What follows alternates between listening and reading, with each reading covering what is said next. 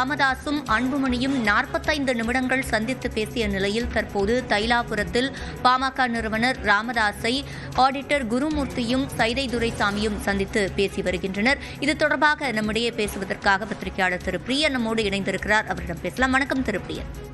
வணக்கம். அமித்ஷாவுடைய வருகை வரும் 8ஆம் தேதி நடைபெற இருக்கு. அதோடு இந்த சூழலை எப்படி ஒப்பிட்டு பார்க்கலாம்? இது ரொம்ப கிளியர் கட்டா தெரியுற விஷயம் என்னன்னா டாக்டர் ராமதாஸ் அவர்களுக்கும் அன்புமணி அவர்களுக்கும் ஏற்பட்டிருக்கிற அந்த பிளவு என்பது அதாவது கருத்து வேறுபாடு என்பது குடும்பத்தினரால தீர்க்க முடியாத ஒரு விஷயமா இருக்கு. அது ஜி.கே. மணி சொன்ன விஷயத்துல இருந்து நம்ம புரிஞ்சுக்கிறோம். 2 பேரும் சந்திக்கணும் அப்படின்னு ஒரு முயற்சி அவர் எடுத்தாரு. அது பலனளிக்கல. குடும்பத்திலையும் பேசி பார்த்தாங்க, அது பலனளிக்கல. ராமதாஸ் அவர்கள் அவருடைய ஸ்டாண்ட்ல ரொம்ப நிலையா இருந்தாரு. அதே மாதிரி அன்புமணியும் அவருடைய ஸ்டாண்ட்ல உறுதியா இருந்தாரு. இந்த சூழல்ல பாஜகவுக்கு ஒரு கவலை வந்திருக்கு. அவங்க பாமகவை கூட்டணியில் சேர்க்கணும், பாமக கூட்டணியில பிளவுபட்டு இருக்க கூடாது, ஸ்ட்ராங்கா இருக்கணும், ஒன்றா இருக்கணும் அப்படின்னு அவங்க நினைக்கிறாங்க. ஸோ அந்த அடிப்படையில இப்போ சைதை துரைசாமி அவர்களும் பாஜகவோட தான் அதிமுக கூட்டணி சேரணும்னு சொல்றாரு.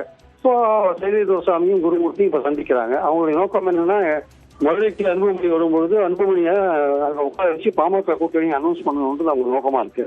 அதற்கான முயற்சிகள் இப்ப குருமூர்த்தி எடுத்துக்காருன்னு நினைக்கிறேன்.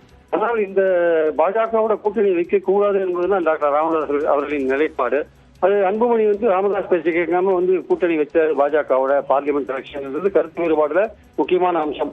அப்படி இருக்கும்போது இப்போ குருமூர்த்தி அவர்களும் சைதை துரைசாமி அவர்களும் பேசும்போது எந்த அளவுக்கு டாக்டர் ராமதாஸ் அவர்கள் பாஜகவோட கூட்டணிக்கு இணங்குவார் அப்படின்றது ஒரு கேள்விக்குறியான ஒரு விஷயம்.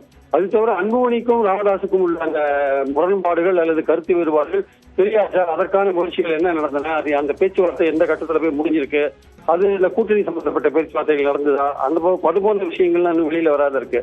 அதனால டாக்டர் ராமதாஸ் அவர்கள் பாஜக கூட்டணிக்கு எதிர்பார்க்கிறது தெரிஞ்ச விஷயம், அது ஏற்கனவே சொன்ன விஷயம். ஸோ குருமூர்த்தியோட முயற்சி எந்த அளவுக்கு வெற்றி பெறும், அன்புமணி ராமதாஸுக்கும் இருக்கிற உடன்பாடுல இந்த கூட்டணி சம்பந்தப்பட்ட விஷயமும் ஒரு முக்கியமான விஷயமா பங்கு பெறுகிறதா என்பதையும் நம்ம பார்க்க வேண்டும். அதே மாதிரி குடும்பத்துல அவங்களுக்குள்ள ஒற்றுமை ஏற்படுத்த முடியல. அதனால இப்ப வெளியிலிருந்து பாஜக உள்ள பாமக இன்ட்ரெஸ்ட பார்த்து அவர்களை ஒற்றுமையாக்குறதுக்கான ஒரு முயற்சியில இறங்கி கூட்டணியில் சேர்க்கறதுக்கான ஒரு முயற்சியில டாக்டர் உள்துறை அமைச்சர் அன்புமணியை முதலுக்கு கூட்டின்னு போகிற ஐடியால குருமூர்த்தி அவர்கள் போயிருக்காரு என்பது என்னுடைய கருத்து.